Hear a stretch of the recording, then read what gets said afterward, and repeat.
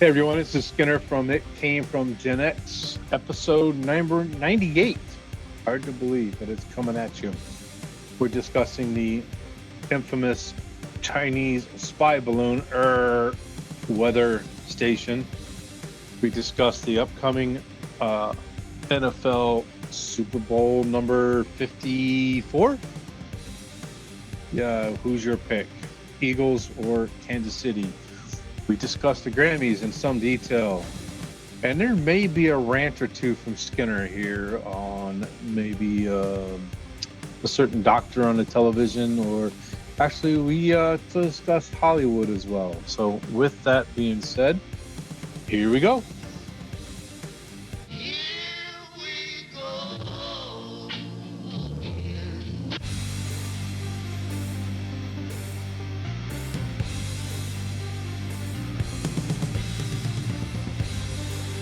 This is an It Came from GenX video.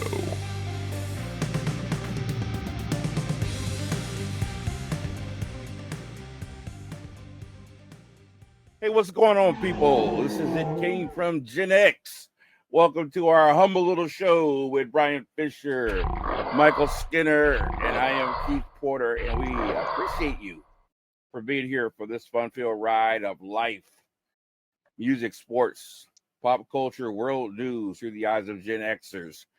We got a lot of stuff to cover. Obviously, this show is pre-recorded, so we're like a little past the Grammys, a little bit before the Super Bowl, and hey, just kind of like they say in Andy Griffith show, jump in and hang on. All right, before we get going, let's introduce the rest of the cast. Brian Fisher, what's up, baby? How you doing, man? Got the Andy Griffith introduction. Yeah, a little Andy Griffith. Jump in and hang on. The Darlings. Yeah. First time in my entire life I got a reference to Andy Griffith introduction, I think. So yeah, I'm doing glad well, I can man. do it. Yes, thank you. It's an Not honor that and a shiny privilege. jersey you got on today, bro. Well, I figure it's my last Cowboys jersey of the season. Obviously, they're not in the Super Bowl, but we're in the great original number 88 for the Cowboys. This is a Drew Pearson jersey, although you can't see the back of it, but the royal blue. Yes. I like it. So we'll honor Drew and the Cowboys not making it to another Super Bowl yet again. But yeah, nice weekend overall, relaxing. Friday, I did spend some time with the Coopers over at the old 97 over here in Kenmore. The old 97. Yes. A lot of fun. Maybe had one more like one of my dates than we all needed at the end of the night, but we had a lot of fun hanging out and having a goofy time together. So that was nice. Very, very relaxing. Very good to catch up with them. So awesome. Yes. Now I got to tell you, I get annoyed when the Cowboys try so hard. It seems like they go overboard trying to make a big deal out of this great 88 thing. Yeah. Like you're trying to make something that's not there. You know, I get you had a few great receivers wear that number, but stop pushing the issue. You know, when you get more than one in the Hall of Fame, then maybe. Well, it's two. Yeah, two. Okay, Pearson and Irvin. Okay, yeah. Yep. And CD Lamb's wearing it now. He's doing all right. I'm not saying he's Hall of Fame worthy. A long way to go for that. He's a long ways from that, but all right, we'll see. All right, hey, Skinbone, what's up, baby? How you feeling, man? Doing well. Recovering from a long weekend. Started, they say being a homeowner is the American dream. I've started knocking down walls that are not drywall.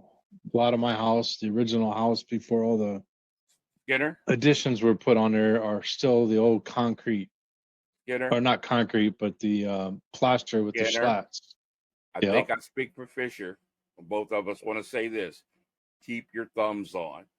Yeah, no kidding, right? Yeah, no. As long as I keep the thumb away from the hammer, we're good. But no, I started in the back of the house, coming in that back door. There's that's the first project, is knocking down all the plaster, reframing, re-drywalling, and all that good stuff. So yeah, yay me for the rest of the winter. All right, cool. And I see you laughing in the purple rain right there. What brought that on?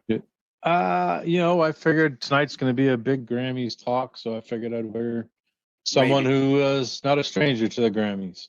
Okay, fair enough. All right.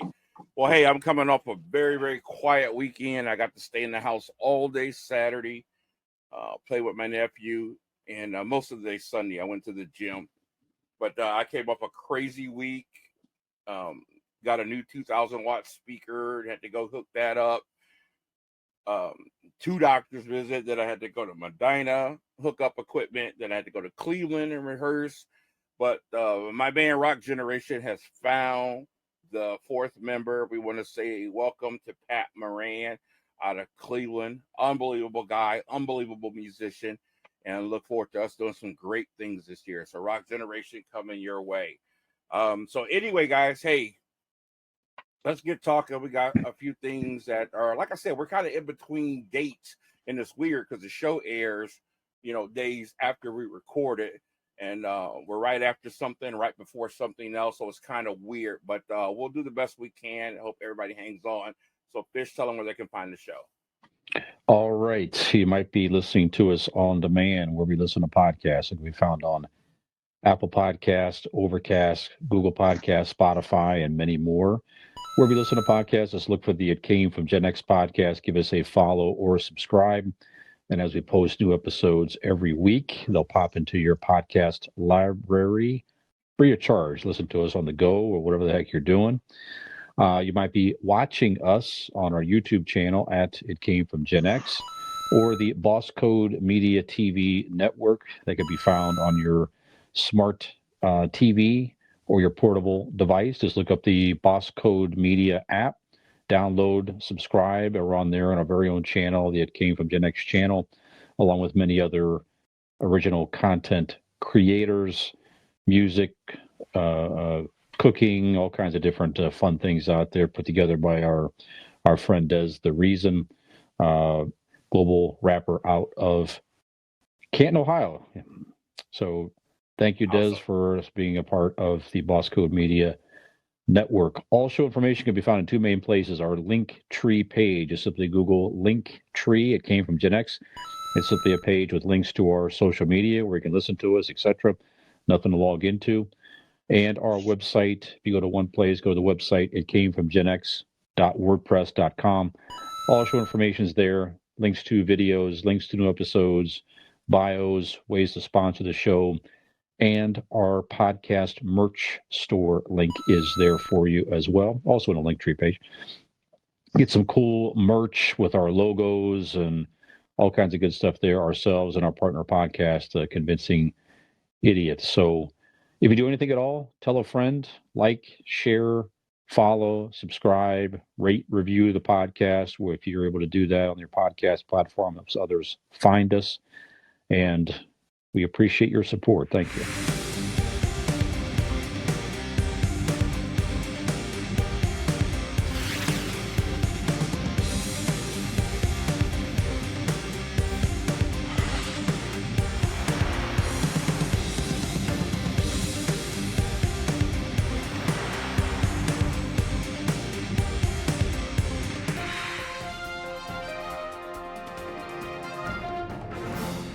Absolutely. And hey, get a subscription to Boss Code Media Network. I mean, it's less than $10 a month. Entertaining stuff on there. You find us on there with our own channel, and we really appreciate it. So thank you, Des. Big love to my boy Mike Skinner Jr. Thank you for producing our podcast. And I caught your TikTok channel the other day, man. I didn't know you were doing such cool, fun stuff. So thanks a lot, Junior. Appreciate it.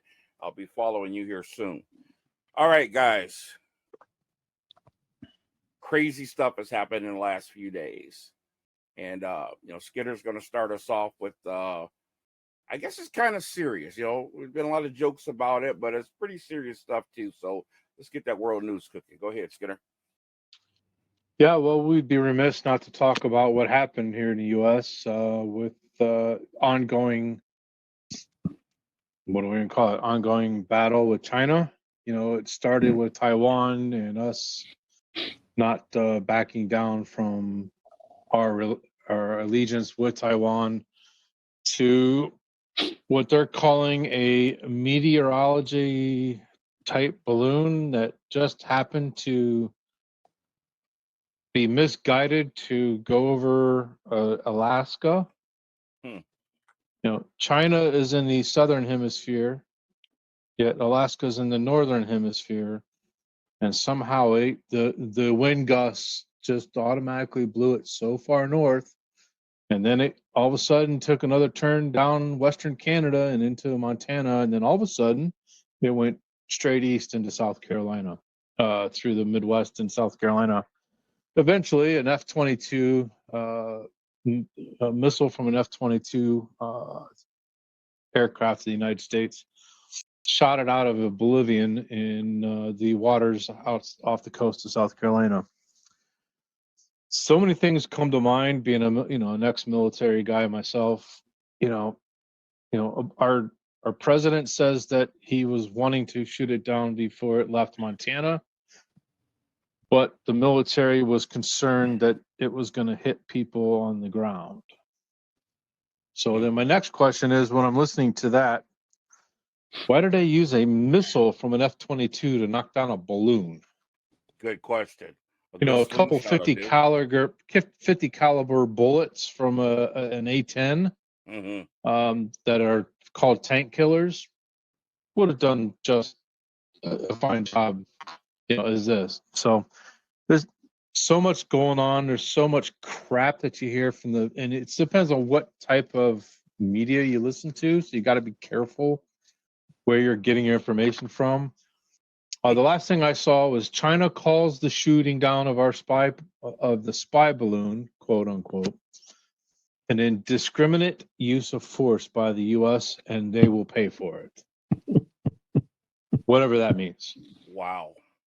So, we talked about Taiwan and what was going on a few weeks ago, and I read something from an ex or a retired general, and he pretty much guaranteed the United States will be at war with China in some form or fashion within the next 2 years.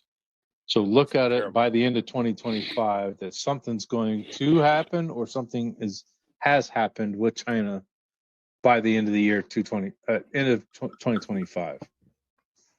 So with that being said, I call bullshit to all this. Yeah. I don't know why they waited till it went all the way across the country before they shot it down. Why they used a missile to shoot it down. If they did allow it to go through because they were worried about the people, I hope to hell they were using jamming equipment to where this thing could not operate or function properly while it was over the United States airspace. With that being said, what do you guys know? What do you guys think? And we'll go from there. Porter? Well, what I know can fill a thimble. Right. So I don't know much. I'm going to tell you what I think. And before I do that, when we were doing our little socials beforehand, I forgot to give my shout outs. I want to say big love to Jeannie at Mac Pharmacy here in Akron. Love you, gal. And also to one of the most talented, beautiful people I've ever met in my life, my dear friend Tally Hahn. I want to tell you thank you. It was so good to see you. I love you. And also, I want to point out my shirt, the great Pittsburgh Steelers, baby, coming back. Anyway, that being could have done said, without that shout out. No, shut up. Okay, the whole story doesn't make any sense to me, Skinner. First of all, you made a great point. Why did you need a missile to take down that balloon? Secondly, why would you want to take it down, shoot it down? You couldn't just take the balloon, apprehend it. China would have. See what you could see what they were seeing, see what they were trying to do, look at the technology, look at what the balloon was trying to achieve. I mean, information is much more important than aggression. Well, that's the thing. To your point, there's now looking for the wreckage, which they claim why shoot could it down be over 7 wreckage? miles long. Why make wreckage? You couldn't capture a balloon? Yeah, I know. I got you. I don't understand. I think of some of all the funny movies and the things we saw. Remember the Batman movie when the Joker had the balloons and Batman had the plane with a little hook, flew by and captured all the balloons. The Michael Keaton Batman.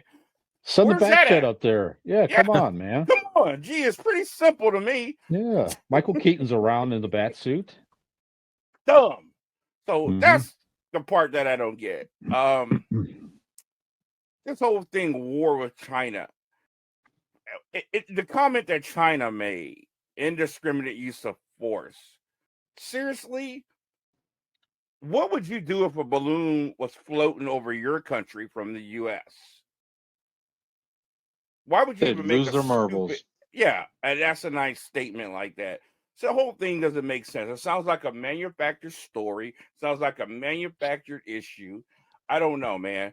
To be going to war over a balloon, there's got to be a lot more going on. Oh, Even there is. starting war talks, that's not healthy. It's not good. Everybody should be making every effort to quell all those talks. You're talking about two nations where there is no end game. There is nobody wins. Nobody wins. Mhm. So let's just stop this stupid crap right now. But the whole thing just stinks and sounds stupid to me. How did the balloon get over here? You know, why would you wait? Then why would you shoot it down of all things? It's just stupid. Yeah, I'm with you. I don't understand it either. Like you say, they should have been able to. I mean, I can't imagine it's moving that quickly and it were fairly easy to apprehend. Like you say, you could have taken some means to, deflate it more slowly. I don't know. Of course, that's my limited understanding of the whole thing. It seems awful strange. And you're right. If the shoe was on the other foot, there would be no, they would definitely have taken down something we sent over there fast. There wouldn't have been any debate or anything like that. It would have been just taken down quickly. And I'm with you. I don't really see the U.S. going to a physical battle with China. Neither side wants that. I mean, that's just like you say. That's several casualties, no end game. That's is going to be non-catastrophic to both nations. Probably, like you say, you know. It probably continues more political and trade stuff and this and that. I don't know. So, it's a crazy story. And like I said, I don't know how it took so long to not see it either. Very interesting, very weird. And it stirs up a lot more stuff. So now that we know that there's this such thing as spy balloons, now you got people revisiting old thoughts like, well, maybe the thing I thought was a UFO was a spy balloon. Mm-hmm. You know, all these other things are going to come into play now. You know, this ain't the first time then. Maybe it's happened plenty of times before. And if so, you know, what did they get? So it's a mess. Crazy. That it is. Stay tuned. That's all I can say. Stay tuned and keep this whole mess in your prayers that it's not going to continue. You said it right there, Skinner.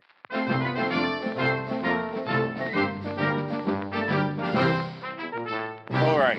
Thank you so much. All right. Okay, guys, let's move on to some sports and some music.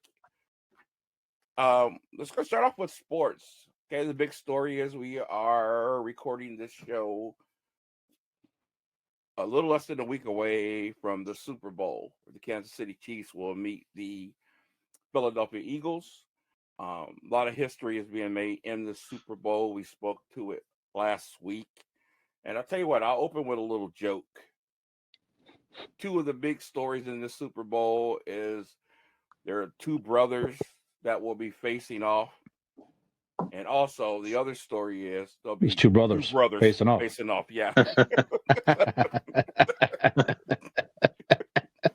So it's funny when you said that last week, you kind of threw me off, Keith. You're like, two brothers are going to stay. I'm just like, okay, the Kelsey brothers. I'm like, oh yeah, yeah, right. them brothers, right?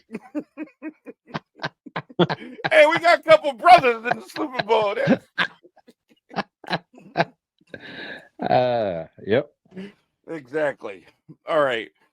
So I mentioned it last week, guys. I talked about the historic significance of it, and I want to go a little bit deeper today. And I also want to respond to a TikTok video I saw of a white guy, if you will. You know, kind of your, if I could say, redneck type of guy. He seemed like a nice guy. And he made the comments about how he was so excited about this Super Bowl and the young athletes that were participating, the young, exciting quarterbacks. And he goes, then all of a sudden, somebody brought race into it and ruined it. Now he doesn't even want to watch. He doesn't want to hear about the two black quarterbacks. Just let it go and just let them play and blah, blah, blah, blah, blah, whatever. And he just really, really went off. And I got upset at first when I heard it. Then I tried to look at it from his point of view, and I calmed down a little bit. And I gave him the benefit of the doubt and just figured that he's just a little misinformed, I guess. I wanted him to see things from a different point of view, because I get what he was saying. And we've talked about it before. There's a lot of issues where people bring race into stuff. And I understand we got an issue later on in the show we'll talk about where they bring race into it, and maybe it's not necessary. It's just to make headlines or to stir people up. We understand that happens a lot in this country. This isn't about race. This is about history. Okay? And our history is important, because if we don't learn from our history, we'll repeat it. And I'm talking about our bad history. When we talk about the significance of both starting quarterbacks being black, we're talking about coming from a history of being told you're not smart enough to play the position, of being held back, of athletes being forced to switch positions from college to the pros or from high school to college, turning their careers in different directions that they didn't want it to go, quelling their dreams. When we talk about these things, if it makes you uncomfortable, that should tell you something about yourself and not the issue. If we don't talk about it and celebrate it, not harp on it, but celebrate the fact that we've come so far, we're doing to repeat the same stuff. So to that gentleman and anybody that feels like that, they don't want to hear about black quarterbacks. That's your problem. That's a problem with you. I want to hear about it because I'm proud of where we come. And you know what? Who I'm proud of? I heard Jeffrey Lurie today, the owner of the Eagles, and I was so proud to hear him talk about the Eagles' legacy of black quarterbacks and helping to quell that trend. Donovan McNabb, Randall Cunningham, Jalen Hurts, they have a history of it, and he's cognizant of it on purpose, and he's not afraid to talk about it. And I was really proud to hear that. So I just want to say, if you're one of those people like, I don't want to hear it, check yourself. It's not about race. It's about history and about all of us moving forward as the people. Now, the next time it happens, we shouldn't talk about it. We don't have to talk about it. But let's celebrate the milestones that we make in this country. Let's not ignore them and sweep them under the rug and want to be hush-hush. There's been too much pain, too much evil done to just sweep it under the rug and say we're not going to talk about it. So that's my thoughts about that. Any comments, Skinner? No, I have to agree with everything you said. No, I don't want to dwell on it, but it needs to be celebrated, needs to be talked about for future practice or for future path. And next year, like you said, if it happens, it doesn't need to be at that point. Then it would be considered dwelled on. It doesn't. It's a non-issue. Yeah, it is a non-issue. Non-issue. Whether you're black, white, purple, or green, as long as you can play the position at an elite level and get your team who plays at elite level to the Super Bowl, and you deserve to be there. I don't care who you are. Right. Absolutely. But yes, it needs to be celebrated this year. Next year, it's a non-story. So well put, Keith. I appreciate your comments. Thank you, Skinner. Fish. Any thoughts, buddy? Yeah, I can't add a whole lot more, man. It's well said. We talked about it last week. It has been very interesting, just in our lifetime. In our lifetimes, as we talked about last week, just the evolution of that position. And we're earlier, in our 50s. We never seen it. Yeah, you're right. like you said, early '80s, we had one guy for Chicago, Vince Evans, and he was okay. And he was known, I'm sure, at the time. It was that black quarterback back Right. then, Yeah. you know. And like you say, just more guys had an opportunity, and it's more now as it should be. Just like Skinner said, just these are guys that could play the position. They're athletic guys. They could play the position well. They're not necessarily just running the ball, not throwing. These are athletic Right. guys. These two Yeah. guys in the Super Bowl. So I agree. Recognize it this year. It just definitely is something to pause and reflect on.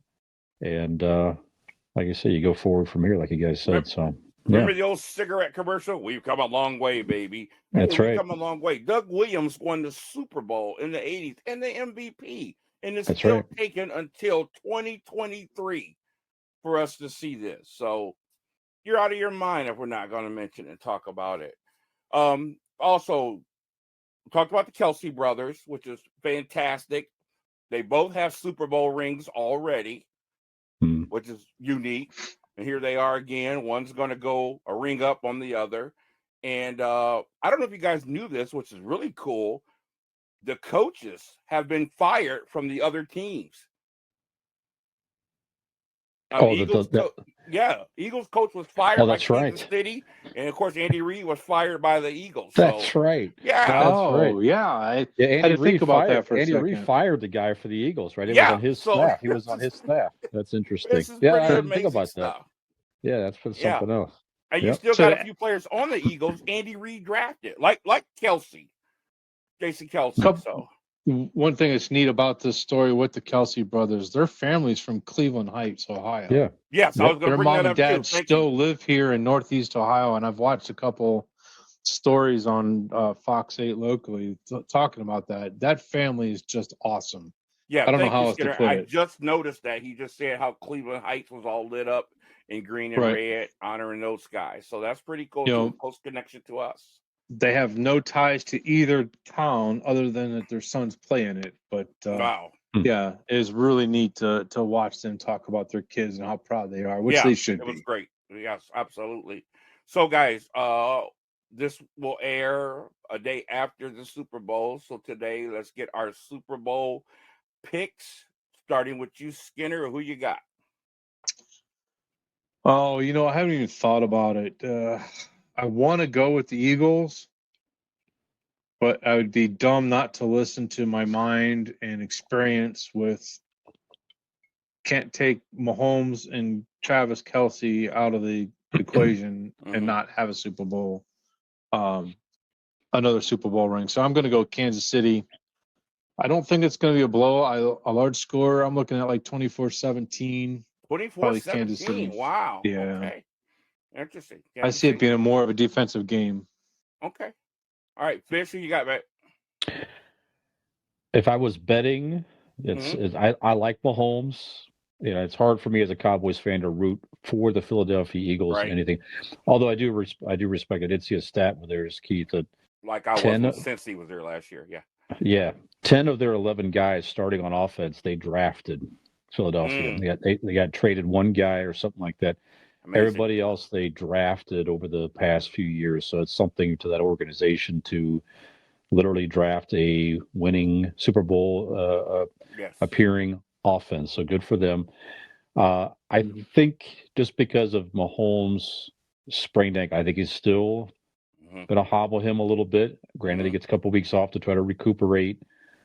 He was able to get by Cincinnati with his shotgun and all that stuff, but I think Philadelphia is going to have a more aggressive pass rush, and I think based on that edge, I would give it to Philadelphia for that. I mean, coaching edge, you got to give it to Andy Reid probably, but I think all things considered, Philadelphia it just seems like it's their time.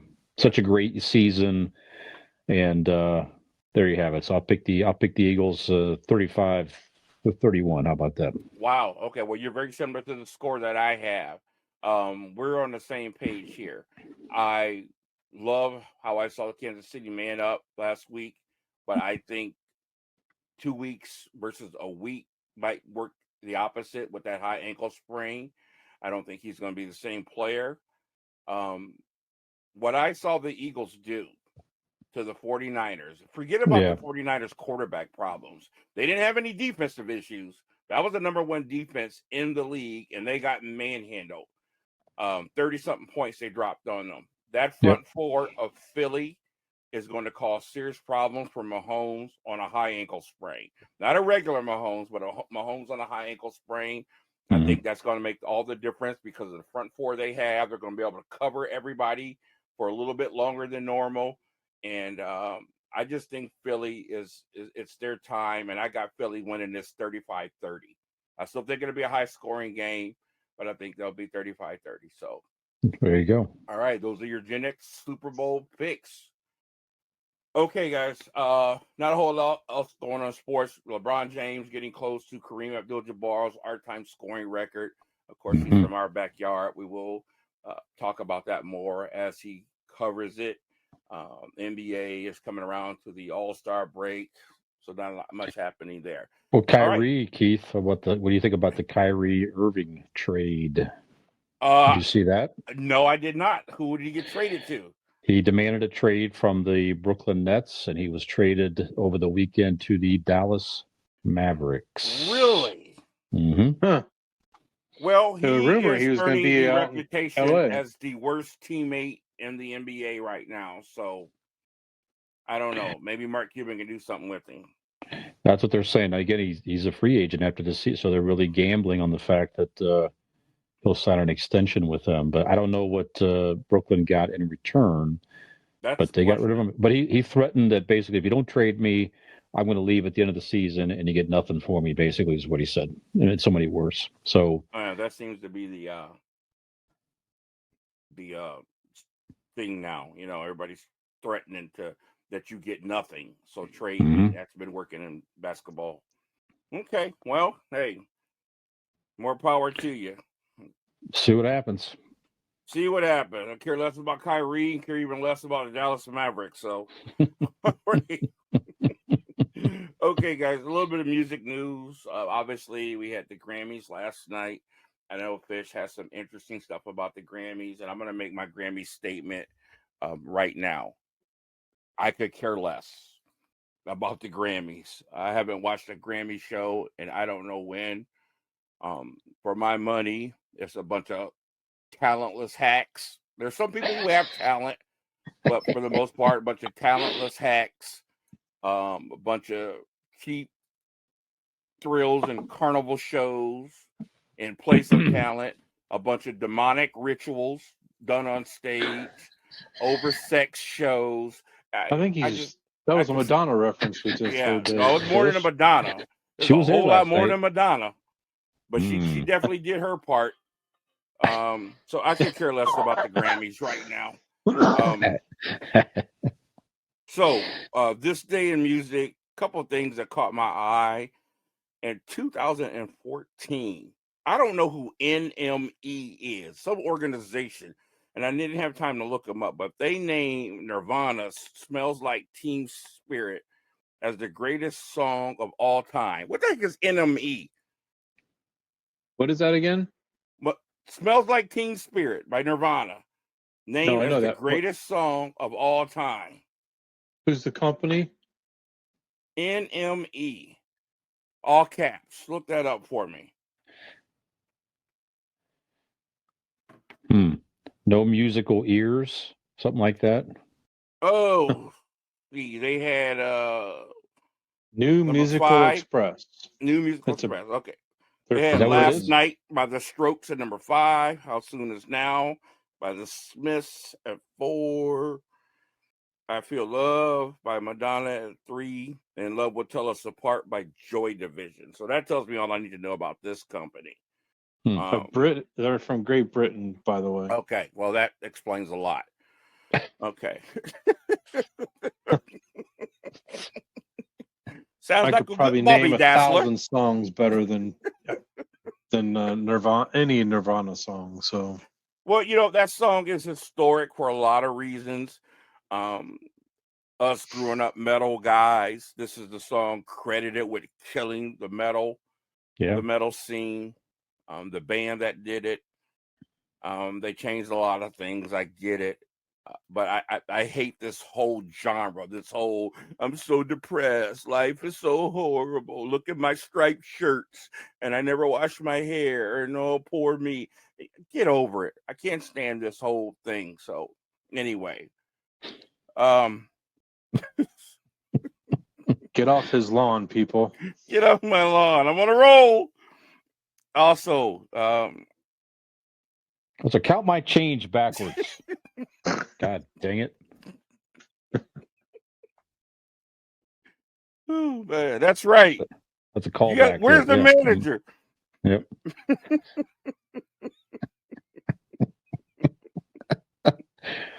Sir, this flyer expired yesterday. I don't care.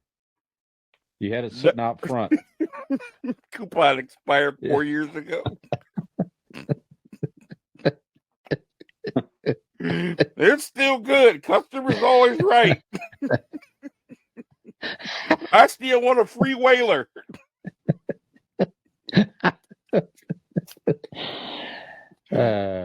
Oh, man. Okay, guys. In 1990, Chuck Berry, over 2,000 women filed court actions against Chuck Berry after it was alleged that he had been secretly filming them in the toilets of the restaurants he owned. I forgot about that. Oh, man. You know, this is pretty sad. Why is it that musicians get a pass for some of the buzzard stuff they do? Like, we sweep it under the rug. Like, oh, he's a musician, or, you know, if this would have been like George Clooney, that would have been all over the news. But, you know, it's a musician. Well, whatever. It's Chuck Berry. Looking at women in the toilet, man. You heard about that? There's so many questions I have about that, but I'm not going to go there. True story. I was in Summit County Jail in my younger days. And there was this little white kid sitting there. He was so scared. He looked like he was going to pee his pants. And, you know, they were all in this one big cell, containment. And I just went over to befriend the kid because he was scared to death, man. He didn't want to pee. He didn't want to do anything. And I started to talk to him, and he could hardly talk. He was stuttering because he was so scared. He was like, do you think? And I got him to calm down. And he admitted to me what he did. He said that on his way home from work, he had to go to the bathroom. So he got off the highway and went to this really nice office building. And he went into the ladies' room to use the restroom because, I don't know, men's room was locked or something. I don't forget. But he ended up installing camera in the toilet and was filming ladies going to the bathroom. And he said he left and he felt so bad about it. He decided to leave it, but then he changed his mind and decided to go get it. And when he went to get it, they were waiting for him. That's how he got caught. Recording the color and the stream. What is wrong with people, man? That was the early days of video streaming. Thank you very much. That's what video streaming means.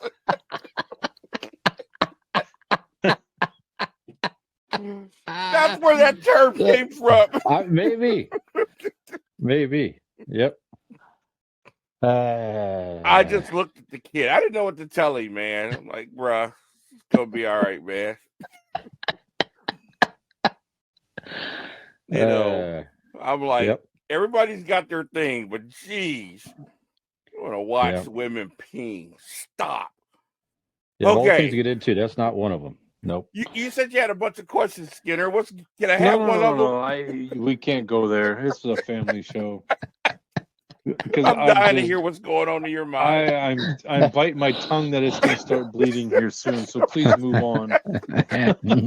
we got to talk after the show, Skinner. Because you know me, my filter, and that cannot be broke right now. Thank you. Okay, guys. In 1982, this ties into our key song of the week. Jay Giles' band started a 6-week run at #1 on the U.S. single charts with Centerfold. You guys remember that song? Tune. Yeah. Was the band's only USA #1 song. Now, this little... That's hard to believe. I know. Crazy. So just a couple of quick facts about Centerfold. The lyrics themselves were interesting. And the song, here's the premise. This is the cool part. Hold on, let me get this back up here. Song's about a man who was shocked to discover that his high school crush appeared in a centerfold spread for an unspecified men's magazine. The song's narrator is torn between conflicting feelings: the disappointment due to her loss of innocence and his lust until the end of the song. It was their biggest hit, and it was a MTV video favorite too in the early days. Thoughts on Centerfold, Fish? Yeah, that was a junior high era for. I think we played Centerfold in band. I think, guys, high school 1981 band. It was released. Did we? I think that sounds familiar. Anyways, I love the 45. It's that 45 is. I have the record singles hanging in my office. You might see on the other podcast. One of them is Centerfold. No joke. Okay. Yeah, it takes me back to those days of innocence. But that was one of the songs that I remember. That video. Yeah, they're in the classrooms. They had the sexy girls and stuff like that. I mean, that was one of the earliest videos to where it's like, hey, girls are neat. That's really sexual. And then it was just a cool song and everything else. But yeah, just love everything about it. It's a time of innocence, of growing up, recognizing girls myself, and the whole MTV era. But it's just a great song by the band to boot. Thank you. So that was so well put. And you know what? You're right. I love the fact that the lyrics were simple. The video was easy to understand. It was a subject matter that made sense. It could happen to anybody. They portrayed it in the video real well. And it wasn't complicated. These videos today, you got to have somebody interpret what you're seeing. The lyrics are just all over the place. It was really a time of innocence, even though there was a little sexualized, flavor on it. But still, it was innocent. Hey, I like this girl. Well, maybe she's not as innocent as I thought. And, I remember when I used to think every girl was just, sweet and whatever. And the first person I thought I was in love with tore my heart out. She was a skank. And I didn't know girls could be like that. So I can relate to it. It was a really, really great time and a great song for our teenage years. Any thoughts, Skinner? Well, the song itself wasn't gross in nature. A lot of crap that you hear today is just absolutely gross in nature. And that's all genres. Yeah. This one was, yes, it talked about centerfolds. And when you think of a centerfold, first thing that comes to mind is Playboy. Later on, it was Hustler and whatever the other ones that are on there. However, you go back to the old days with the old Playboys, and it was stuff that was models, sweaters, it was artistic. On, yeah. Yes, it was artistic. It was models. I mean, it was not engrossed in nature. So, the song came out when I was 10 years old, so I wasn't quite in junior high yet. And to this day, if it comes on, I'm going to crank that sucker up because I'm going to tap my toe to it, and it's a great song. Yeah. I think that's going to hold the test of time. And I want to add that this song has, that too many songs are missing today. It was fun. Yes. It's a fun song, and the fun is missing in a lot of our music today. So, okay, guys. It's an all-decade song, Keith, for sure. The 80s all-decade songs, definitely there. And one thing I remember, too, in the video, Keith, I remember the one scene. I always thought it was cool. It shows a close-up of a snare drum. Yeah. And he hits it, and it's milk. And he hits it, and it splashes and stuff. Oh, yeah. Those are one of those scenes in the early days of MTV when they made great visuals in the videos. People thought of genius things like that, It looks like a white snare head, and that's a visual, man. I'll never forget that. Absolutely. Good call. Yep. Okay, guys, that's all I got for sports and music today. A lot of other stuff we can go into, but I want to hear what Fish has. Take it away, Fish. Calgon, take me away! Indulge yourself in Calgon luxury. Let Calgon soften and pamper you. It's like no other bath experience. It's paradise. Calgon, lose yourself in luxury.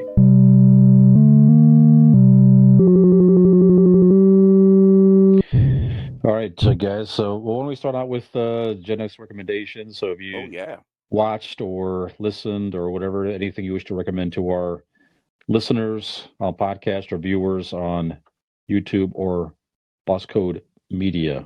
Keith, you have anything interesting? Absolutely. I watched the movie, just came out last year. Been putting it off. I thought I'd check it out, and I really enjoyed it. It was fun. It had action, but it was fun. It wasn't too serious, too deep.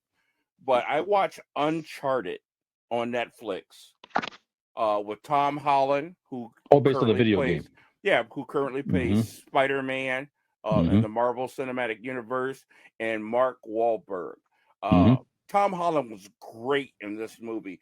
He was so athletic, so amazing, and Mark Wahlberg was so funny. It was a really good movie. It was one of those nice adventure type things, treasure hunt, if you will. But it was really, really cool. Very, very modernistically done, and I enjoyed it. So check out Uncharted on Netflix. I think you'll like it. I saw it too, Keith, prior. Yeah, I agree with you. It was a fun movie. Yeah, it was fun. Easy watch. Yep. Skinner, anything, sir? I wanted to bring up, they released the second song off of 72 Seasons. My favorite band of all time, Metallica. I don't know if you've heard the two songs that have come off of there yet. Lux Eterna. I haven't either. Lux Eterna is absolutely awesome. I can't believe after all these years they can put out a quality of song such as this one. And Screaming Suicide is the second one that they've. Now the album doesn't come out till April, but they are slowly releasing songs, just like Ozzy did with his collaboration. So there are two of them out there. So they're on Apple Music. If you get a chance to look them up, the album's called 72 Seasons. I cannot wait for it to come out to hear the rest of it, because definitely. Okay. After the first two, I'm really excited. And I started watching a television show. It's on Peacock. It's called Poker Face. I don't know if you guys have seen it or anything like that. It's no. I only know two of the well, there was three, and one of them didn't last the full first episode. Couple girls that were on the show Orange is the New Black. I think that was a prison movie. Is that a show? Is that a Netflix? It was on Netflix. Remember who. Yeah, it was a prison thing. It was HBO Max, wasn't it? Yeah, it was a girls' prison thing. Yes.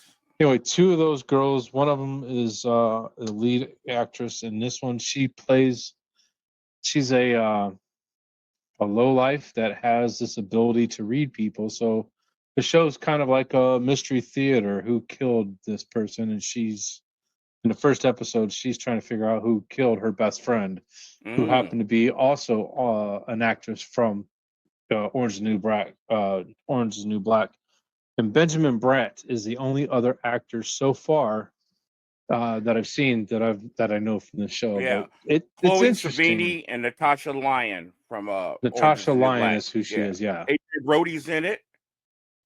What's that? Adrian Brody is in it. Oh, okay, he's not been seen yet. Okay. So you got John Ratzenberg coming up from. He hasn't been seen yet. I've only gotten through first couple episodes. So okay, well I'm gonna throw this one at you real quick. Guess who else is gonna be showing up? Simon Helberg from Big Bang Theory. No shit. Okay, so that should be interesting. Seeing him in something different. So, watch the first episode. It's an hour and 7 minutes. It kept me interested. I'll watch it again. But yeah, it's on Peacock, and it's like I said, it's keep you thinking here a little bit. It's a good show so far. All right, very good. You mentioned new music from an old artist. You got me thinking, Skinner. So Kiss has been releasing some live concerts for the first time over the years. They have a few new albums out of live shows that you can find on streaming as well. So they've released some of the reunion tour and other eras. And I think the last one they just came out was an Animalized tour, which is a very rare live recording with Mark St. John as the guitar player for Kiss he didn't last back wow. in that months. era.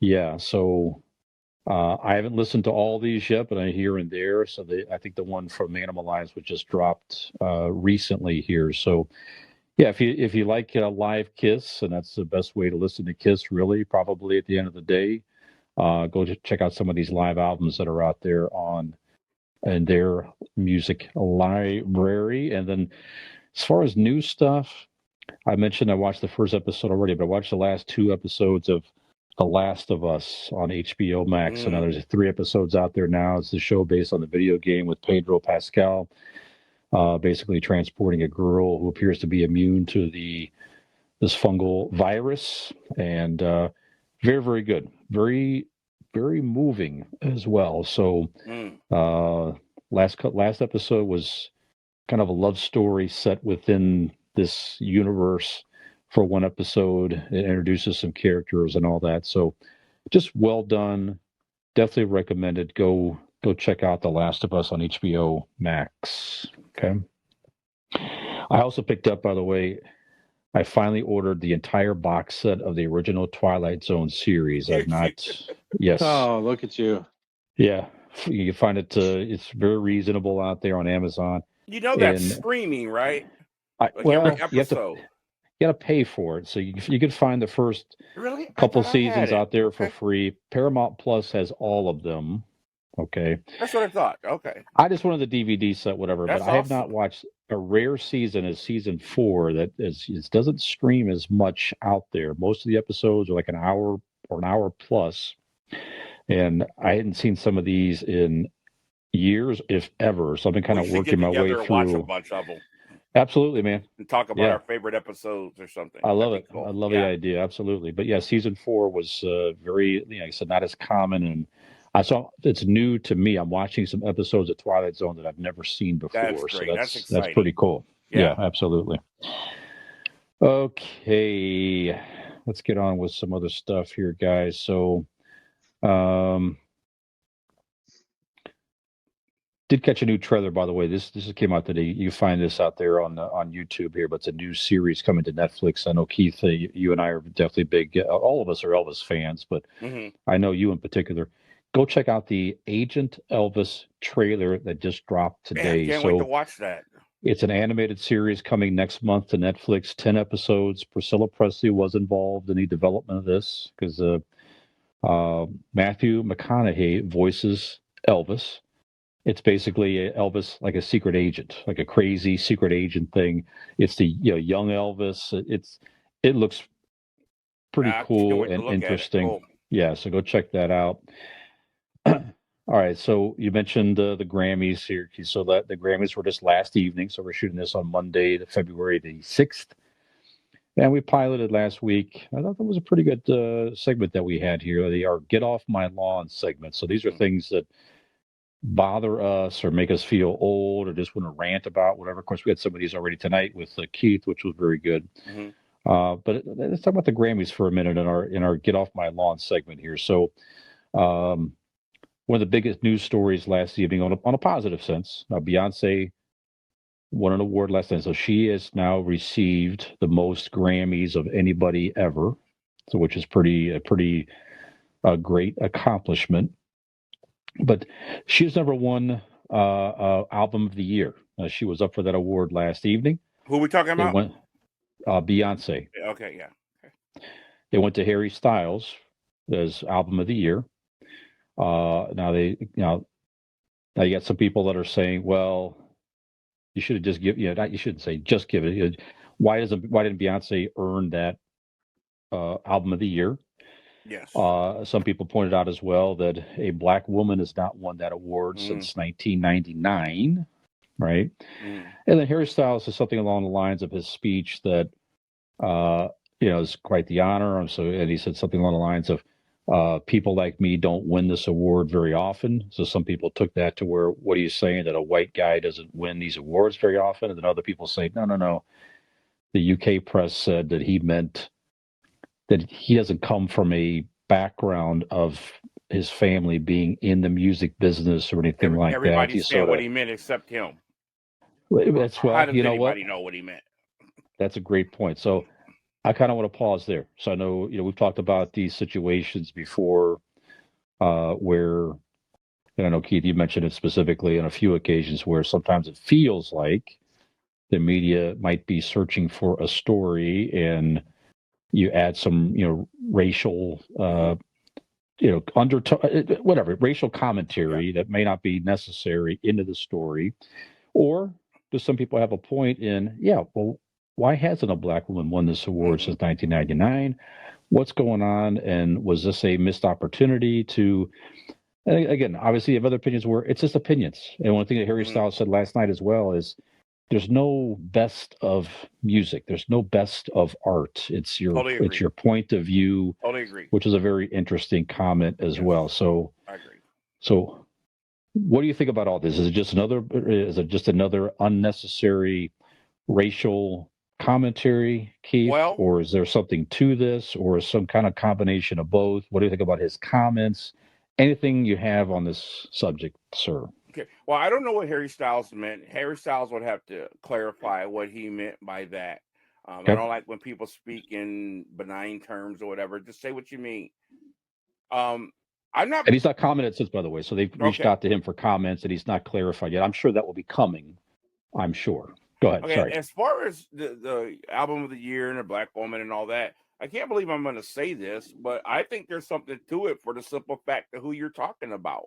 You're talking about Beyonce. Now, I don't think a black woman should win the album of the year if you don't have an album that's worthy of being album of the year. But the fact that we're talking about Beyonce, who's been the biggest selling artist in the last 10 years, I think there's something to it, the fact that she hasn't won. I think that's absolutely insane. Harry Styles over Beyonce. Are you serious right now? I don't think the numbers can even come close to compare to album sales and what she's done. I'm not a fan of Beyonce. I don't like Beyonce, but I'm calling it like it is. You name me one star that has been bigger than her in the music industry in the last 10 years. So I think there's something to it. The fact that she hasn't won it. Not that a black woman hasn't won it, because I can't think of anybody who's maybe had an album that was worthy, or a black man or a white man. It doesn't matter. If your album is worthy of album of the year, you should win it. And I can't recall one where I was saying, well, that should have been album of the year. But Beyonce should have definitely have won at least one or two albums of the year in the last 10 years. So in that regards, talking about her specifically, I think there's something to it and something's going on. I don't like the Grammys because back in the day when we used to watch the Grammys as kids, we felt it wasn't inclusive. We felt it didn't include our kind of music. It didn't include some of the things and people we like, and we struggled to see that. And every now and then they made an effort every year. Now it seems like it's just this closed little not inclusive club. And if you're not part of that club, I'm tired of seeing Lil Wayne and Cardi B and Harry Styles, all these little people, and Sam Smith. They're all the same people every single time. There's some great music out there, but it's the same people every single time. It's either they honor somebody who doesn't deserve it just because they're old, or it's the same inclusive people every time. So, but Beyonce, for some reason, I don't know. The numbers are there. What she's done is there. She's made history with everything she did. How come she hasn't won album of the year? I don't understand that. It does seem strange. By the way, before I over to you, Skinner, so Skinner Jr. commented in our group text earlier tonight, too, that he was upset from a younger person's perspective that they keep recognizing some older artists in the rock world. So Ozzy won 2 Grammys last evening, and Junior's opinion was that they're not recognizing some of the newer rock artists. He has a great point, and I know how he feels. Yeah. And then Willie Nelson won one as well. And I don't know if you say was deserved or not as an older country artist, but I think he had country album of the year or something along that line. So anyway, thoughts on all this stuff, Skinner? Is there something with Beyonce or Ozzy? Any thoughts you have on any of this stuff here we're ranting about? Well, like I told you guys, I don't have any dog in the fight. I don't know one song from Harry Styles, and I could probably name one from Beyonce, and that's put a ring on it, or whatever you had to do that song was. Yeah, I did that. I don't know. Maybe I should have used that as the theme song. You recently had to do it. Yeah, but so you've heard I have song, no. You've heard that song at least 4 times. Yeah, well, yeah, that's true.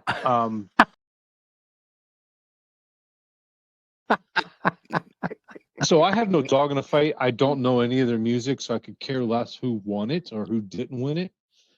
My problem is I hate that it has to come down to the freaking race card again. I don't care if it was a black man that won it. I don't care if it was a white woman who won it. Beyonce didn't win it for whatever reason. Now I got to take Keith's word for it that she's one of the predominant artists of the last 10 years. And why hasn't she won it? Okay, why hasn't she won it?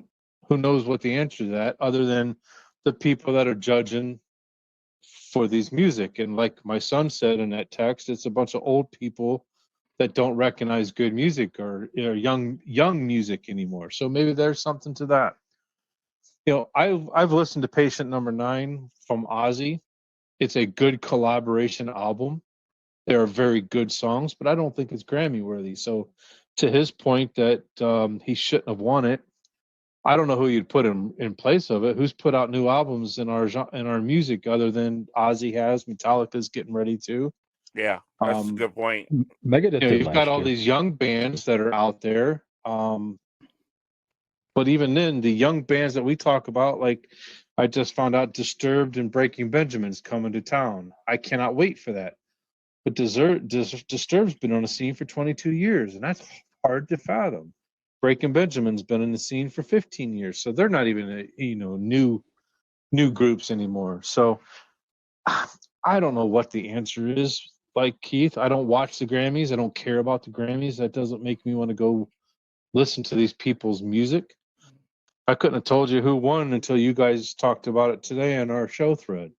I would have never known because it wasn't even on the news this morning before work. So I don't know if I made any sense or I made any points that were worth of so understanding. Let me be transparent here because I want to be fair. Just doing a little research the last 10 years. So I'm surprised. Most album sales, Adele's not in the top. Beyonce's not in the top 10. Okay. Adele's number 1 was 76 million. Drake has 73 million. He's a male. Ed Sheeran, Justin Bieber, Taylor Swift, Rihanna. So Rihanna has 57 million album sales. She hasn't won.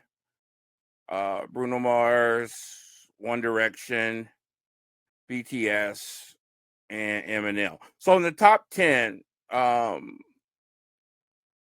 2010s, only Rihanna's the only one in the top 10. Now in the last few years, I'm not sure what Beyonce has done.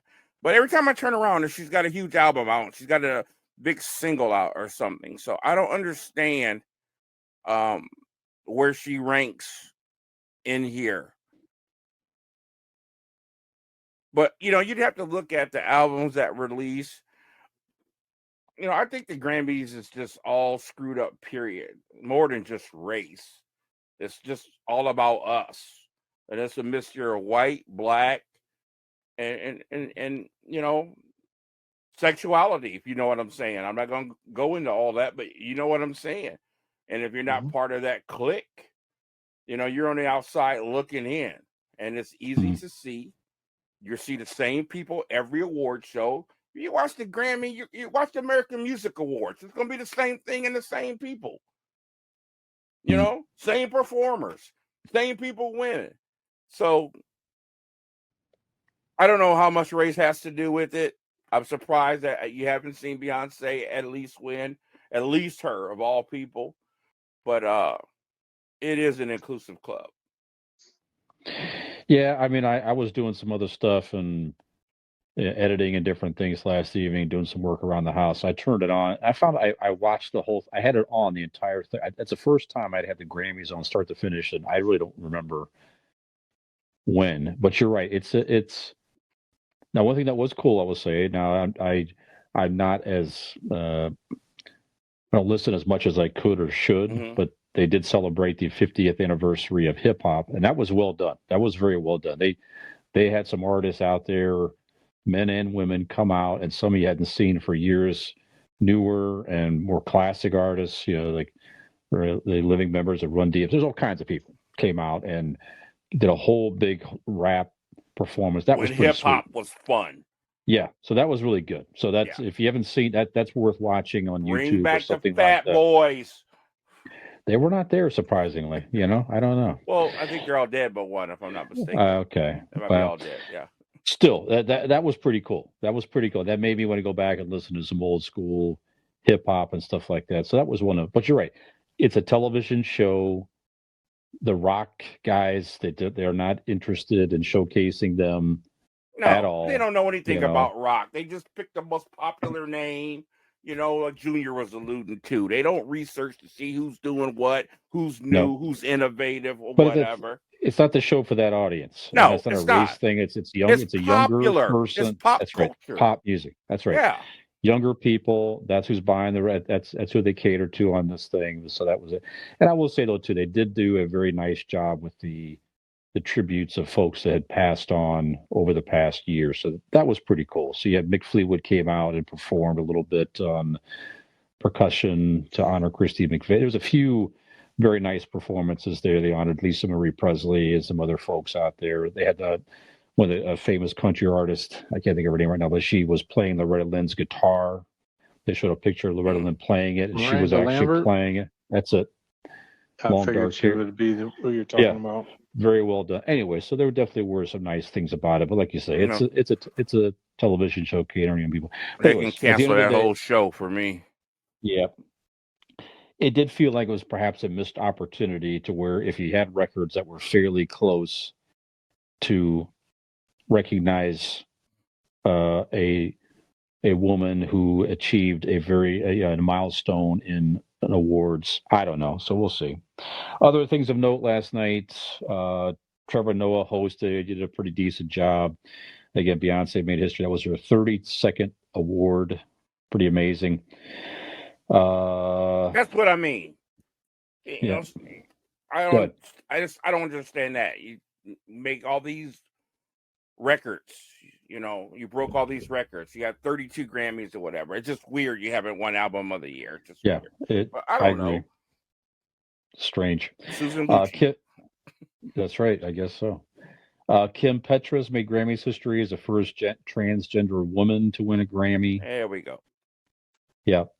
And Viola Davis, that we mentioned her, who's going to be starring, and she started the Suicide Squad. Yeah. She's going to have her own series in the Disney universe. She was the third Black woman in history to achieve the EGOT status. What's that? Emmy, Grammy. What the hell is that? Emmy, Grammy, Oscar, Tony. So she's won all those awards. Yes, so she won the Grammy, her first Grammy for her audiobook performance for her memoir, Finding I didn't know. Me. That's amazing. Yeah, that's quite the achievement. She's awesome. Yeah, I didn't recognize her. She plays Amanda Waller great. Waller, that's right. That's going to be the new series, Waller. Amanda Waller in the comic, in the at least in the cartoon, the DC cartoons, Justice League, whatever. She's more of a heavy set woman, but the way she portrays her is just amazing, just ruthless. Yeah, very good. Yeah, she came out. She looked beautiful, and I'm like, who is that? And I'm like, I love her because she's purposely kind of haggard and everything on that series, but she looked great last night. She's an amazing actress. Okay. All right, so we're going to move on from that. So I mentioned Pedro Pascal in The Last of Us. So he's in a lot of successful series right now. Of course, he plays the Mandalorian, as mentioned prior. He's very hot right now. Yeah. He hosted SNL this past weekend. It was very funny. One of the better episodes in some time. They did a very clever skit on, it's like, we made this movie based on a video game, The Last of Us. There's another movie coming based on a video game, and you turn around and you can tell he's back to Pedro Pascal plays like a gruff Mario. It's fantastic. So it's Mario Kart rescuing the princess. Just go check this out immediately on YouTube. It's so funny. So funny. I have to pull very, very good. He had a couple very good skits on the SNL. So yeah, he was pretty good. A daytime show, really a staple in daytime television. 21 years. He is finally calling it quits for daytime television. Phil McGraw, Dr. Phil. So Dr. Phil is hanging up his daytime show. He's 72 years of age. Now, he's announced a, quote, prime time partnership that will launch in 2024 to keep him in the CBS family. So he's going to have some type of an evening show or something like that. Who knows? It could be a similar or retooled a little bit. I don't know. But I've barely watched him, not against him. I'm just not a big daytime television person, but to make it 21 years is quite the accomplishment. Yeah. So, Keith, any thoughts on Dr. Phil? Did you watch him? Do you think is it ridiculous? Are you a fan? What do you think of Dr. Phil? I've seen several Dr. Phil episodes.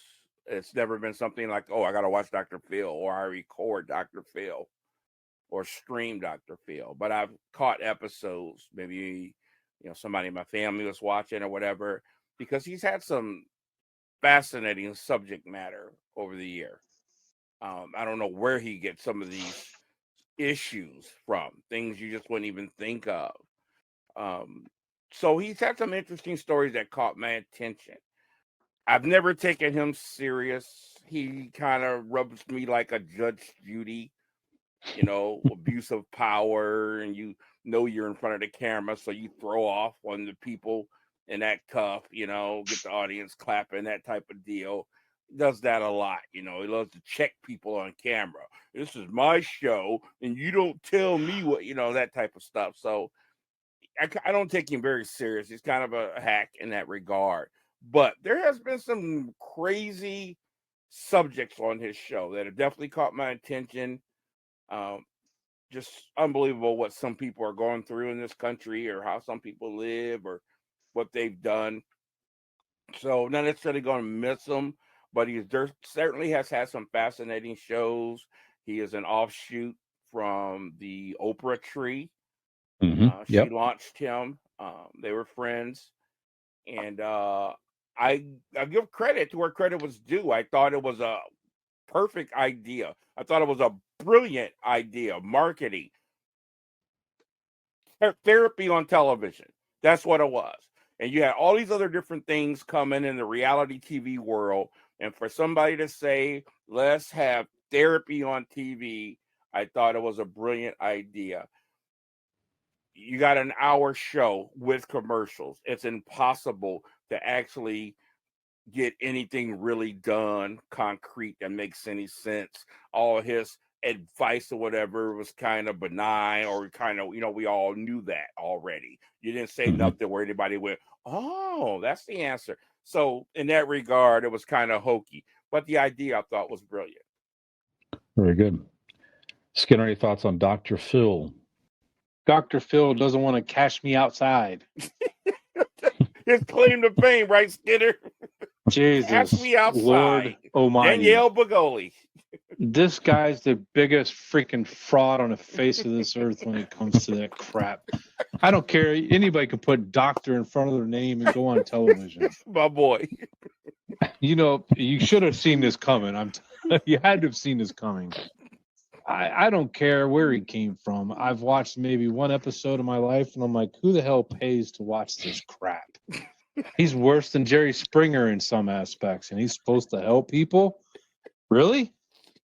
So yeah, no, I could care less about this guy. I can't believe he's been on the air for 20 years, and shame on those idiot people that have watched and what's the word? Yeah, no, this guy is the biggest fraud on the face of this earth. Anyways, kudos to him, and Wonder I how think he's he got a feels, wife Fish. that comes on once in a while. Kudos that he's lasted this long, but I sure as hell don't know how. All right. All right. Thank you, Skinner. Well, warm wishes from Yes. Gen X podcast. Dr. Much love from Michael Skinner. That's right. Bon voyage. Yeah. Well, you can still catch him in the evening, Skinner. Maybe it's easier for you to catch him in the evening than coming up here whenever he does something new. Okay.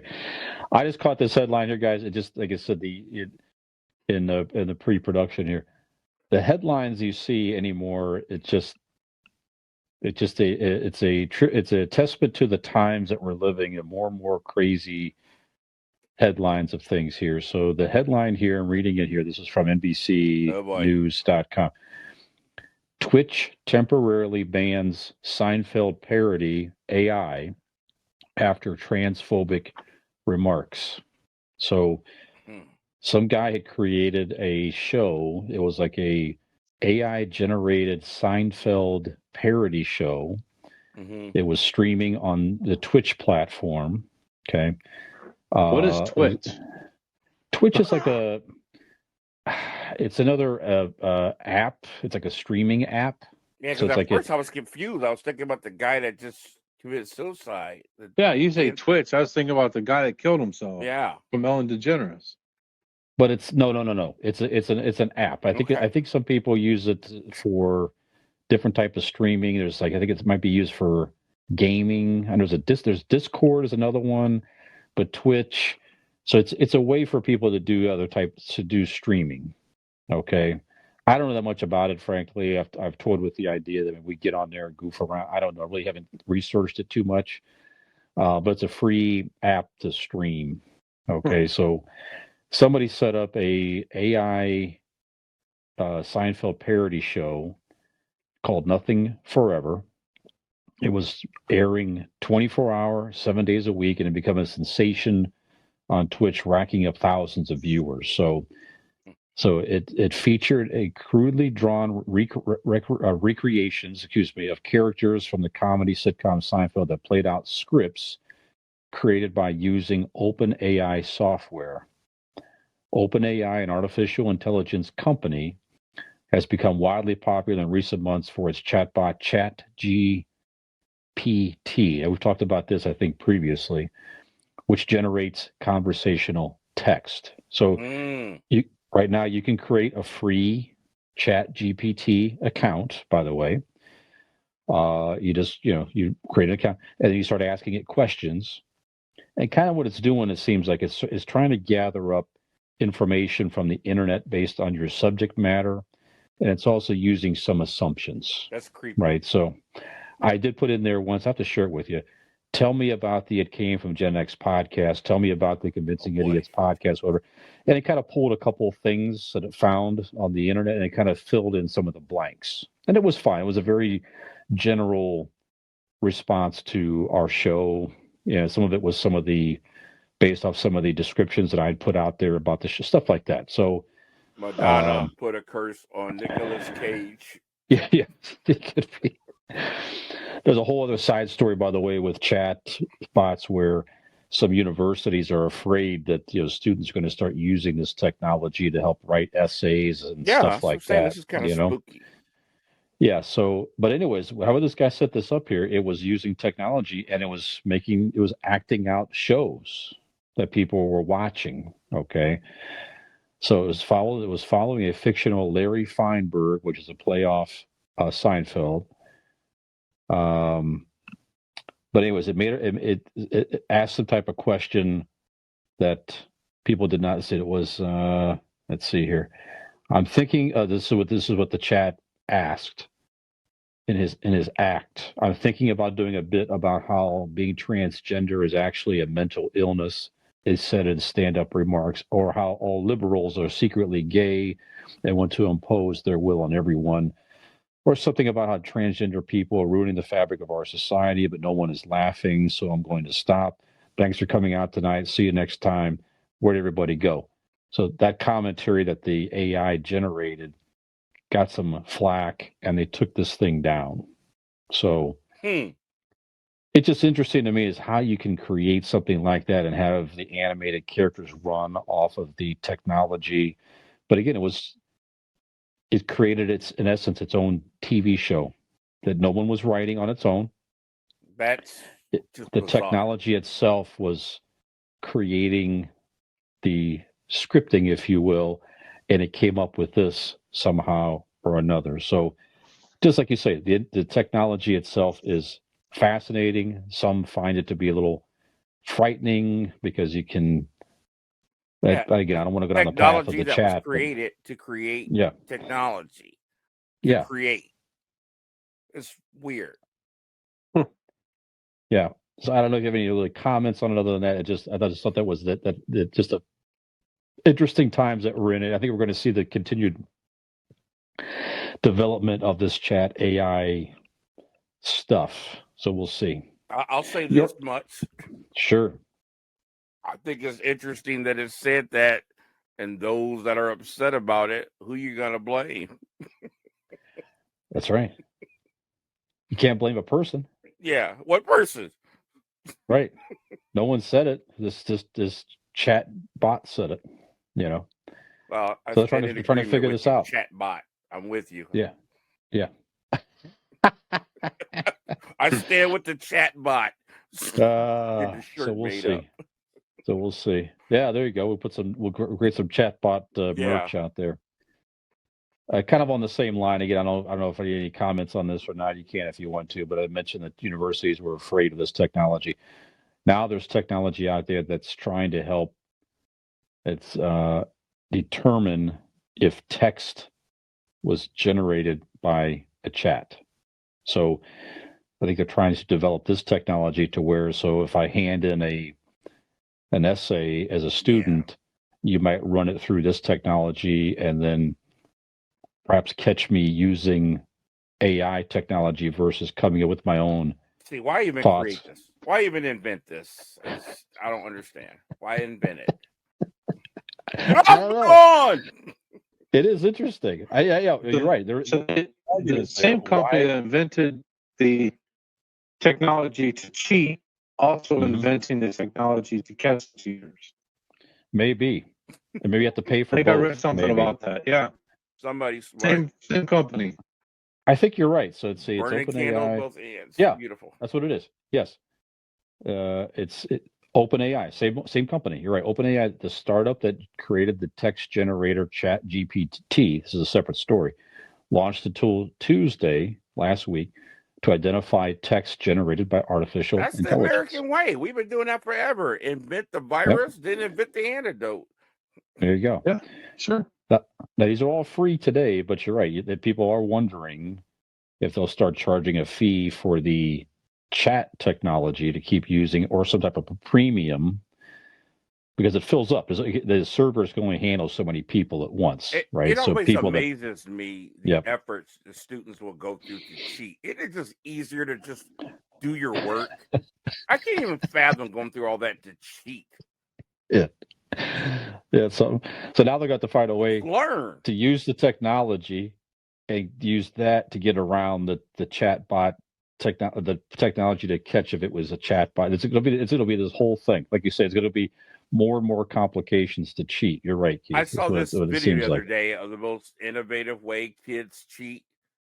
And it was absolutely brilliant. And it was so low tech. Like this one kid had hollowed out his wristwatch. And there was a mini scroll inside the watch. And the answers were right there. It was just brilliant, man. Well, here's one for you. We got caught cheating with Cliff Notes. Yeah. We thought the world was going to end. That was what we got in trouble with. This girl had them in her hair, and the things in her hair in front of the guy. He's just reading them off the barrettes and stuff.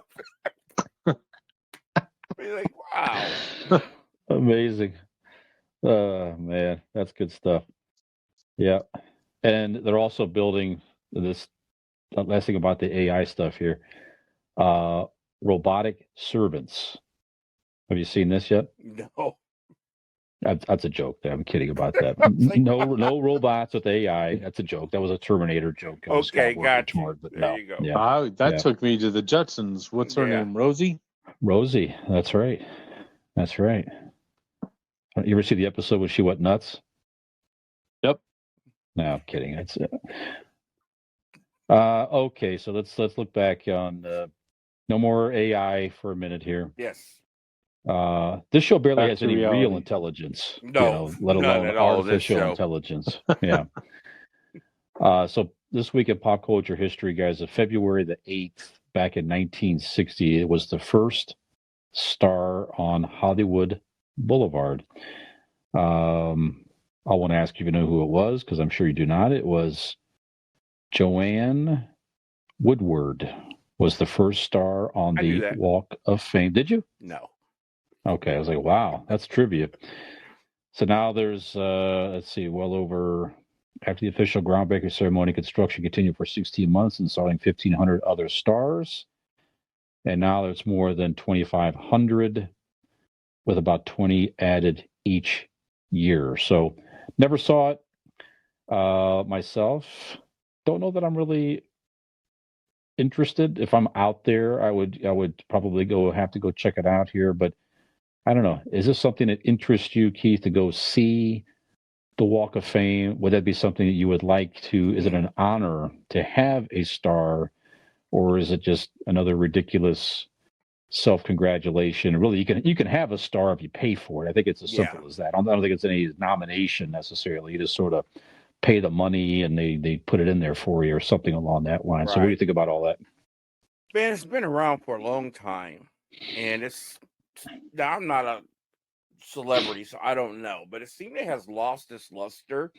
It used to be like a bigger deal before. Now it's just kind of a, oh yeah, remember we got this type of thing. Some of the names on there have maybe diminished its validity. You question some of the people on there, so it doesn't have the shine that it used to have. But I could care less. I don't care to see it. If I see it, hey, cool. If I don't, I don't.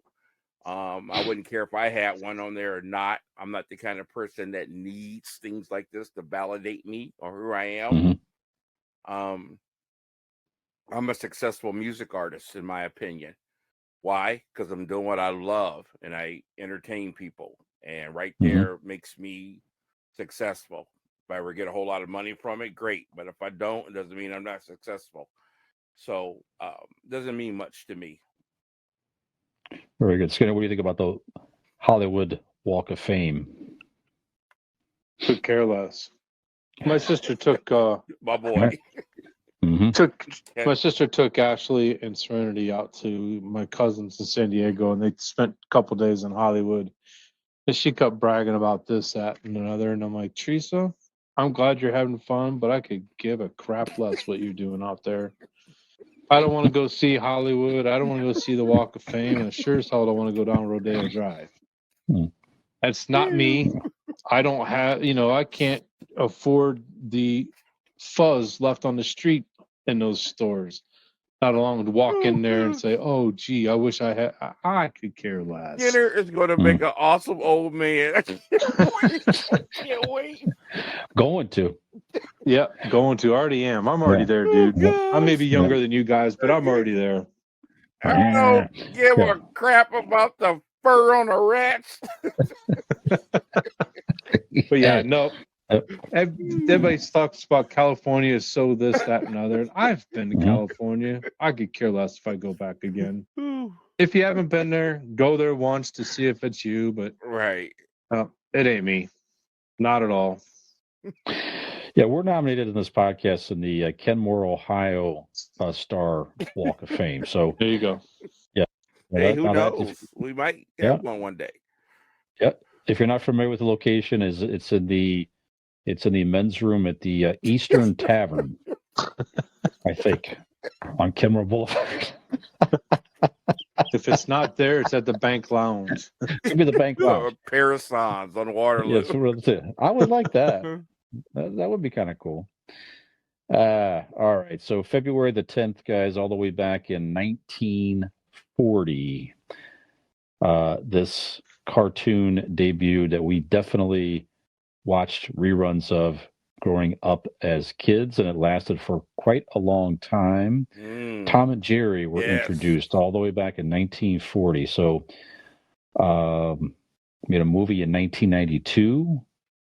But obviously, they had a lot of different variations of this from the old classic 40s shorts, the same era as Looney Tunes. Yes. They had the Saturday morning cartoons. They had different versions of it. Tom and Jerry were sort of partners. It was all kinds of different things they tried with Tom and Jerry. I remember having a Tom and Jerry board game as a kid. They had toys and different things, certainly. So I don't know. It didn't really hit for me at the same level as Looney Tunes. So nothing could top the Looney Tunes for me growing up. But I definitely watched Tom and Jerry. I thought it was interesting. They introduced some interesting, added characters from time to time. I like the house. The housemaid was hilarious. Beating up on Tom and chasing him around. They had. I remember Jerry's cousin, the mouse. The Crambone, that little mouse and stuff, and it was fun. Like I said, it was. I don't know. So it was okay. I just put it that way. It was okay. I definitely watched it, but it just didn't resonate as high as Looney Tunes for me personally. But I definitely enjoyed it growing up. Skinner, I know you even have a Tom and Jerry shirt. So were you a Tom and Jerry fan? Where was it on par for you as far as some of the classic cartoons growing up? I think it's in the conversation. It's one of the top 3 cartoons of all time, truthfully. Wow. Yeah. There's so many variations, like you said, that, those that the original shorts were, I wish they were still, I don't know where they're at to go find them. But, young kids, even my son Michael may not know Tom and Jerry. Sorry, go ahead. What'd you say? I'll look it up. I thought it was HBO Okay. Max, but I'll look it up. I thought it was. Go ahead.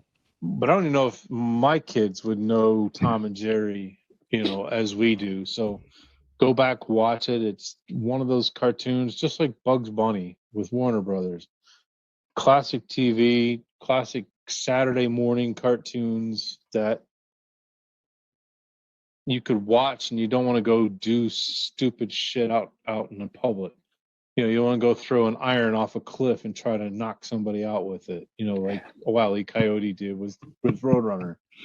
And Tom and Jerry, the same thing. You're not going to go out and do the stuff that they did. It was just a fun cartoon. And I always felt bad for Spike. That chain was just not quite long enough to beat them. You remember Spike with the collar? Bulldog? Yeah. The Bulldog, yep. That's so wrong. When they smacked his bottom with that board. Well, you're thinking of the dog in Foghorn Leghorn. Oh, that's right. That's right. With the board. Yeah. But you're right. Spike though did have the chain. He got his hits on Tom over time though. So anyway, Keith, what do you think of Tom and Jerry?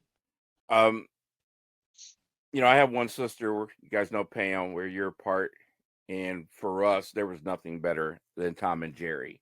Looney Tunes couldn't even come close. And I love Looney Tunes. Wow. When we saw Tom and Jerry, that was it for us. We had to watch Tom and Jerry every single night. I thought it was absolute lunacy. The screaming when that cat would scream, or just hysterical.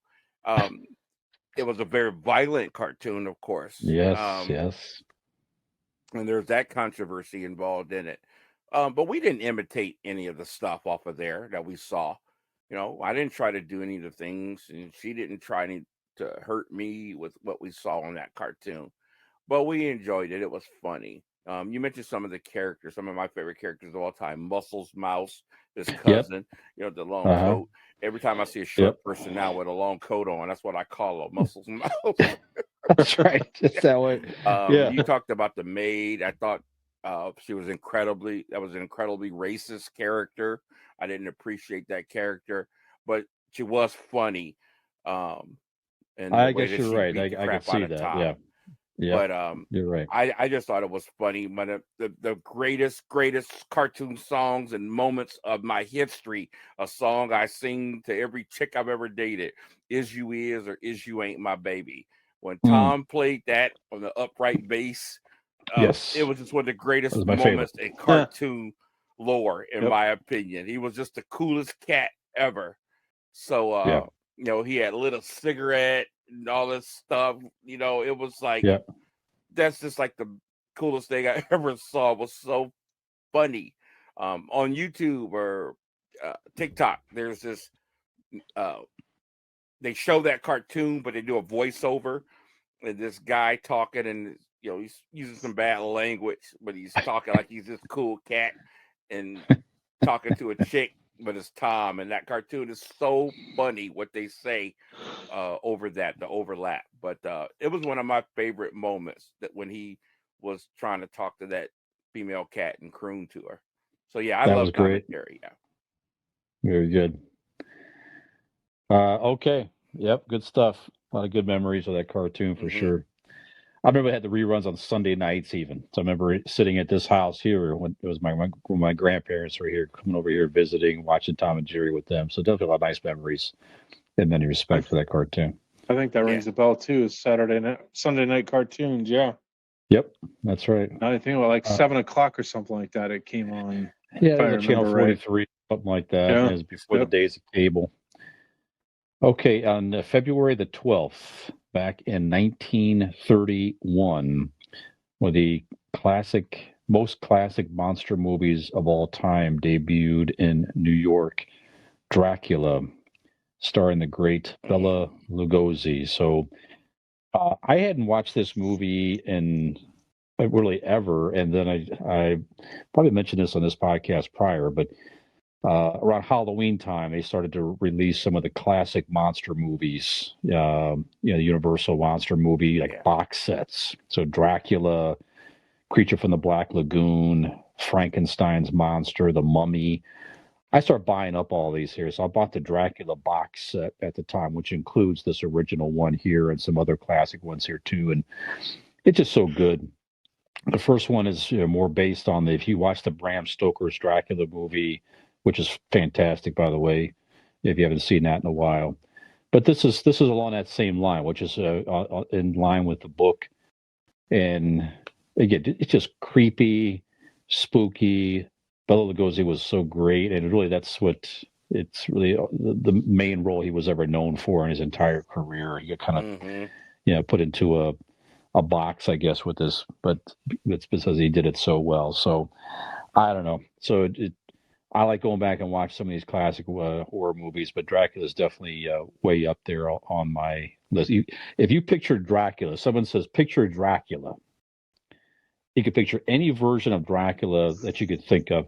Most people, I would venture to guess, probably going to envision the Bela Lugosi RH. Yeah, version for sure.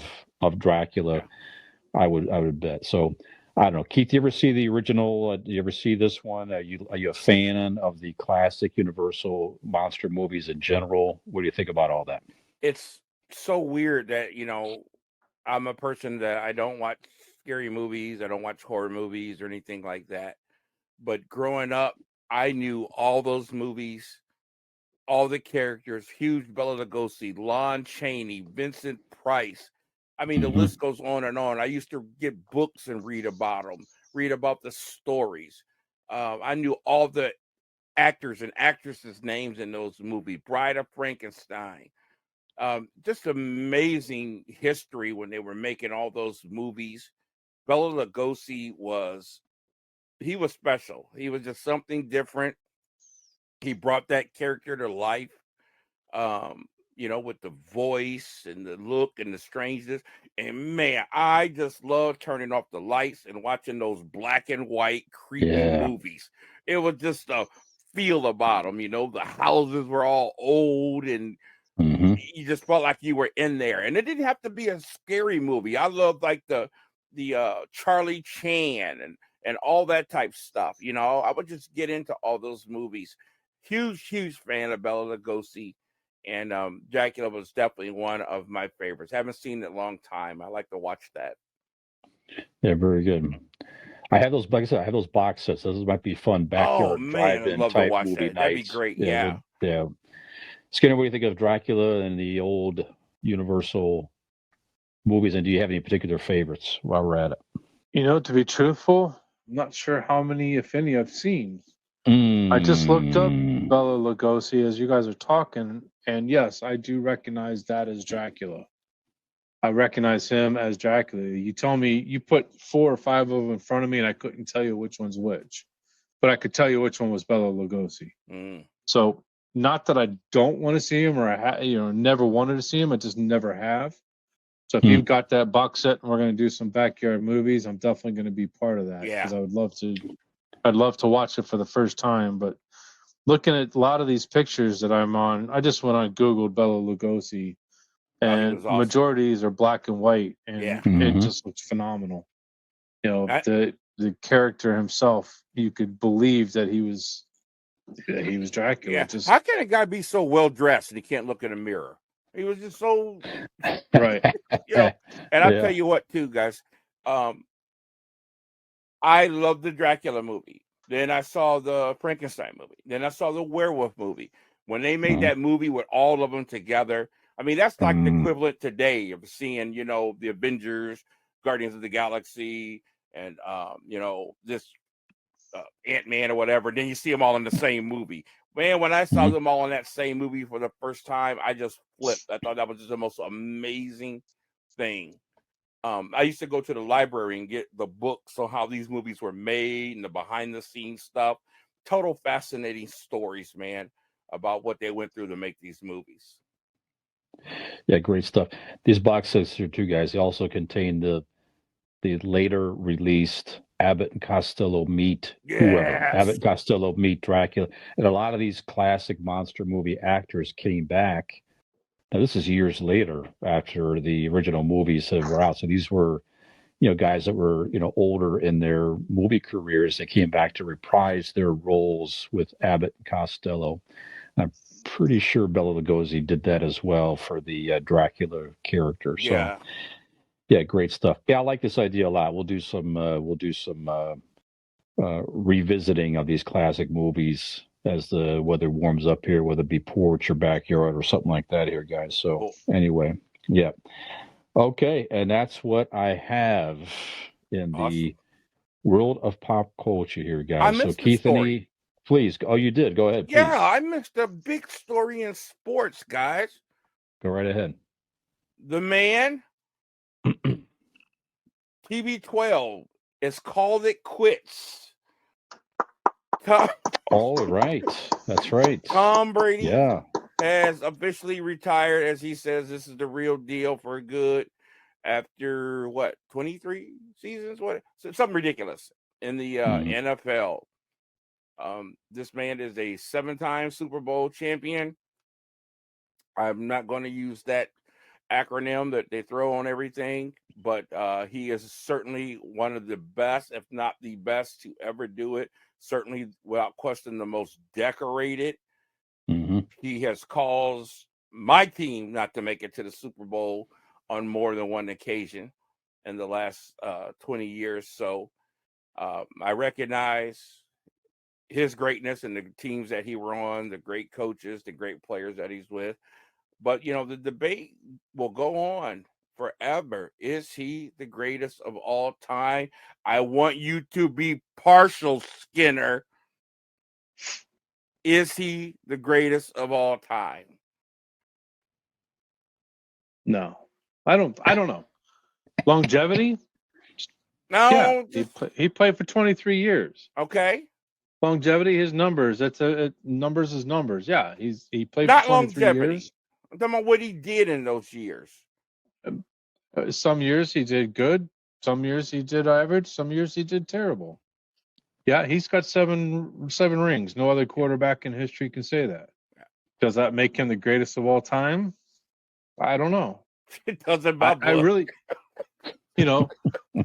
I'm tired of hearing about Tom Brady. I'm glad he's supposedly retiring, but somehow and I get that. But I just want you to be partial. I'm tired of hearing about him too. For some reason, we're still going to see him on the field that second Saturday or Sunday in September. with 23. I don't believe for a second that he's done. I hope Okay. he's done after Right. what Dallas made him look like just a few weeks back.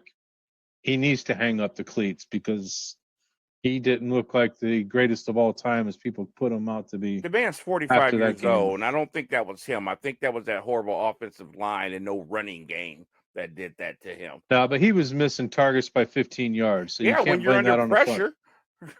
Yeah, well, you can blame the front line all you want. Deja vu with this same conversation. Hey, a I couple weeks ago. watched the game, Yeah. man. That dude had no time to throw. He couldn't hit a broadside of a barn 10 feet in front of him that day. Well, whether every there's a time he's front been line in front doubted of him like or that, not. he's come back and won a Super Bowl. So that's what they said a few years ago. Exactly. So, yes, I don't think anybody's going to see another quarterback that's won 7 Super Bowls. No. I don't think that'll ever happen again. No. I think But I don't look at him and look at Joe Montana or Dan Marino any less than I look at Tom Brady, truthfully. I don't think look at they're him all in the any same. less. I think you got to look at the era Joe Montana came up in. You can't touch quarterbacks in the last 10 years or so of the league. That Brady won 3 more. Right. They didn't have the communications. Even Terry Bradshaw. Look at this guy. He's got 4 of them, man. There was no walkie-talkies in the helmets, and he took some brutal hits and things like that. So, but I think what Brady's done, he's been the best leader. His competitiveness has been off the charts. And look, you got to look what the guy did by decade. 2 in one decade, 3 in another decade, 3 in another decade. I mean, come on. So to me, he's the greatest of all time, not just the most decorated. I don't care who had a bigger arm. I don't care who was more accurate. People talk about Peyton Manning was the best regular season quarterback. Well, you know what? When you win a trophy for regular season, call me. You win when you get to the playoffs and get to the Super Bowl. So to me, it's not even a debate. He's the greatest of all time. They say, well, look at his number. I don't need good numbers. That means he was a smart quarterback. If you look in basketball, every time Jordan had big numbers, they lost. But when Jordan had 20s, higher 20s, that's when the Bulls won. You know why? Because Jordan was doing more than just scoring. He was disseminating the ball. So to me, Brady was a great leader.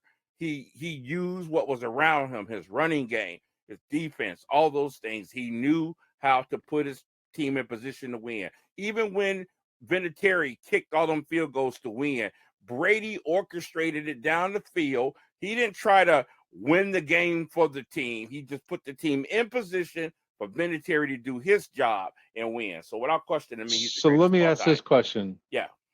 What does Dan Marino do? What does Joe Montana do? What does Steve Young do?